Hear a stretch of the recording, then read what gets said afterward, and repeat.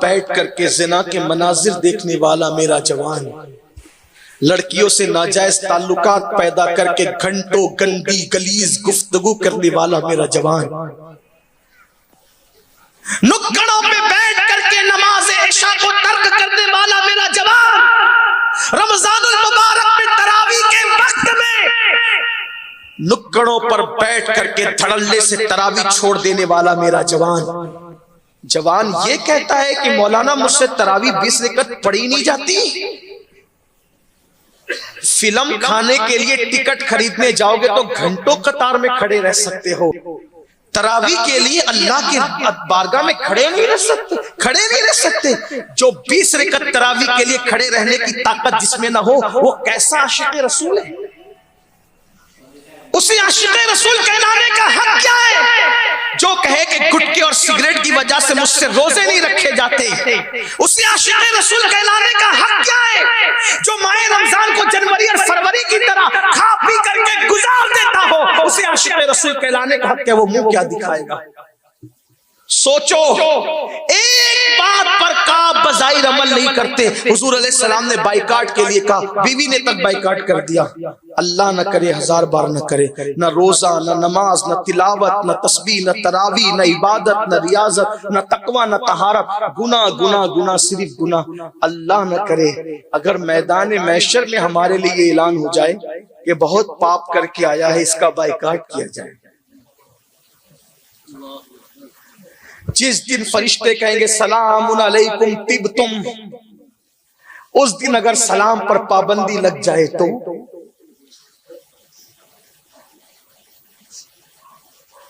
कब्र अनवर में कोई काम नहीं आने वाला। जब हमें सजा सवार करके अपनी कब्र की उस पहली मंजिल जो आखिरत की पहली मंजिल है उसमें दाखिल कर दिया जाए, और कोई मदद के लिए ना हो, हुजूर मदद के लिए आए, और अल्लाह न करे काब की एक फरमान पर अमल न करने की बुनियाद पे जो नबी काब से मुंह फेर ले, जनाबे काब से अगर वो हमसे मुंह फेर ले कि ये तो करोड़ों नाफरमानियां करके आया है, कहां जाओगे?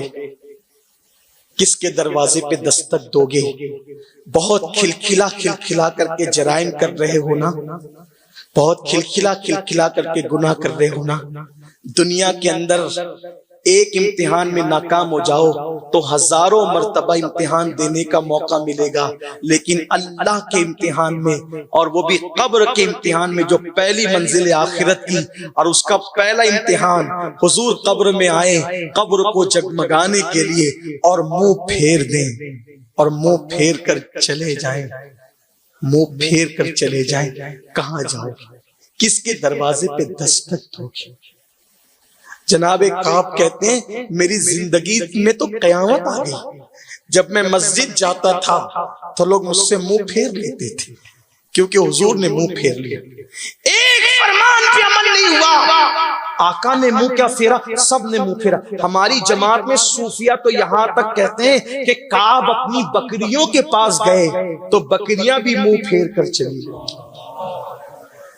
अब आप कहते हैं इज्जत ने क्यों मुंह फेरा, रिस्क ने क्यों मुंह फेरा, बरकत ने क्यों मुंह फेरा, वकार ने क्यों मुंह फेरा, उरूज ने क्यों मुंह फेरा, कामयाबी ने क्यों मुंह फेरा? जनाबे काब की रिवायत बता रही है जिससे हुजूर मुंह फेर ले, फिर उससे कामयाबी भी मुंह फेर लेती, रोजी की बरकत भी मुंह फेर लेती है, उससे औलाद की मोहब्बत भी मुंह फेर लेती है, उससे इक्तिदार भी मुंह फेर लेता है, उससे वकार भी मुंह फेर लेता है। अल्लाह अकबर। मेरे इमाम कहते हैं बल्कि जिससे हुजूर मुंह फेर ले उससे अल्लाह की रहमतें भी अपना मुंह फेर लिया करती हैं, कुछ नहीं बचता उसका। आज हमारा कुछ जो बचा नहीं है, वजह यह है कि हमने हुजूर अलैहिस्सलाम के कल्बे नाज़नीन का ख्याल न किया, हुजूर के कल्बे अतहर का ख्याल न किया। ऐ इश्क रसूल करने वालों, ऐ मोहब्बत रसूल का दावा करने वालों, आओ अगर इश्क करना है तो ज़बानी इश्क न करो, इश्क करना है तो सिर्फ नारों का इश्क न करो, इश्क करना है सिर्फ जलसों और कॉन्फ्रेंसों का इश्क न करो। अगर इश्क करना है तो अपने आका से दिल का इश्क करो, और दिल का इश्क क्या है? है। बस अब अपनी इस गुफ्तगू का आखिरी हिस्सा आपकी खिदमत में पेश करके बात खत्म करता हूँ। इश्क करना है तो इश्क की पहली सीढ़ी ये है, और इश्क की आखिरी सीढ़ी भी यही। पहली सीढ़ी और आखिरी सीढ़ी कि जिससे इश्क होता है वो उसके दिल का ख्याल करता है। बस दिल का, बड़े से बड़ा नुकसान उठा लूंगा, महबूब का दिल नहीं दुखाऊंगा और महबूब का दिल दुखने नहीं दूंगा। आओ जो आखिरी हिस्सा करा था, ये एक सहाबी जनाबे खुबैब, मशहूर नाम है हज़रत खुबैब, काफिरों ने पकड़ लिया। जनाबे खब्बाब अलग है और खुबैब अलग है। हज़रत खब्बाब बहुत जिए, हज़रत खुबैब की शहादत हो गई। खुबैब, मक्के के काफिरों ने पकड़ लिया खुबैब को बद्र का बदला लेने के लिए, और मक्के के काफिर खुबैब को पकड़ने के बाद प्लान करते हैं। खुबैब हमी में से है, खुबैब हमी में से है। मोहम्मद अरबी का दिल ऐसा दुखाएंगे कि वो बेचैन रहा करेंगे हमेशा। और उसका तरीका क्या उन्होंने निकाला, माअज़ल्लाह, देखो काफिर की सोच और तुम हम क्या कर रहे, इतना सोचो। उन्होंने कहा खुबैब को लानच दो, खुबैब को लानच दो कि खुबैब मोहम्मद अरबी का दीन छोड़ दो,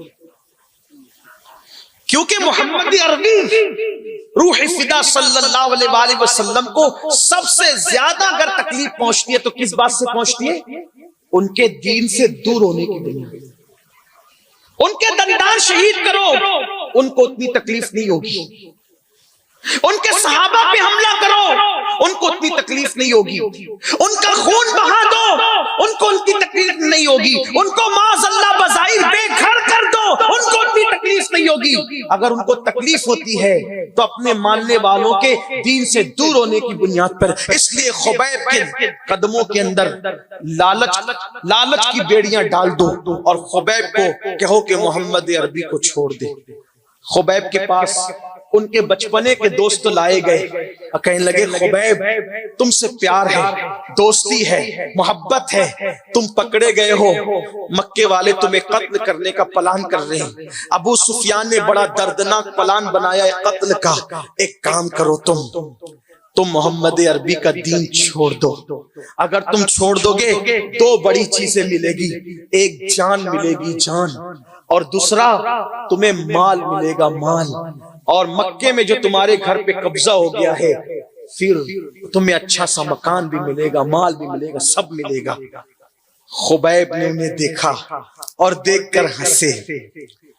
फरमाया ओ काफिर कुत्तो, कुछ लोगों को ये जुमले बुरे लगते हैं, लेकिन जिनको इश्क होता है उनकी गैरत ही कुछ और होती है। कुछ लोग कहते हैं ये सुन्नी बड़ी शिद्दत करते हैं। हम कहते हैं जिसको इश्क शिद्दत के साथ होता है ना, तो नबी के दुश्मनों के साथ भी वो शिद्दत ही करता है। लोग कहते हैं मैं बहुत बड़ा आशिक रसूल हूं, फिर बदअकीदों का जनाजा भी पड़ता है। वो कहता है तू चीटिंग न कर, इसलिए कि जिसे शिद्दत का इश्क होगा वो नबी के दुश्मन से भी शिद्दत करेगा। लोग कहते हैं मौलाना अहमद रजा बड़े मुतशद्दिद थे। हम कहते हैं तुमने किसी से इश्क किया ही नहीं, तो तुम्हें पता ही नहीं है कि इश्क वाले की तबीयत क्या होती है।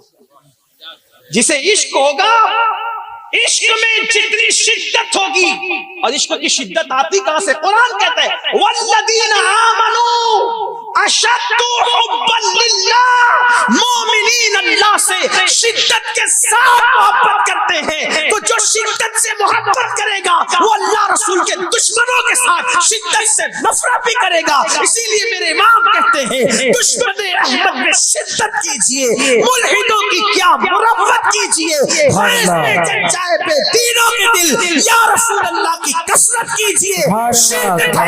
जिसमें ताज़ीब हबीब उस पूरे मजहब पे लानत कीजिए। सुभान अल्लाह, सुभान अल्लाह, अल्लाहु अकबर, या रसूल अल्लाह, जिंदाबाद। कीजिए चर्चा उन्हीं का सुबह शाम, जाने काफिर पर क़यामत कीजिए।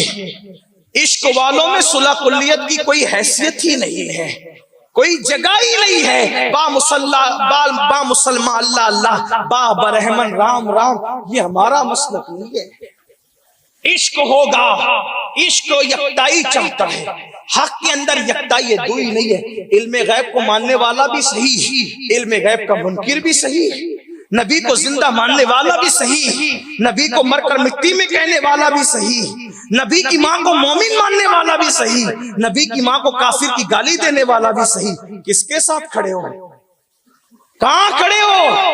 इसलिए कोई एक दरवाजा मुंतखब कर लो, दुरंगी छोड़ दे, यक रंग हो जा, सरासर मोम या फिर संग हो जा। सुभान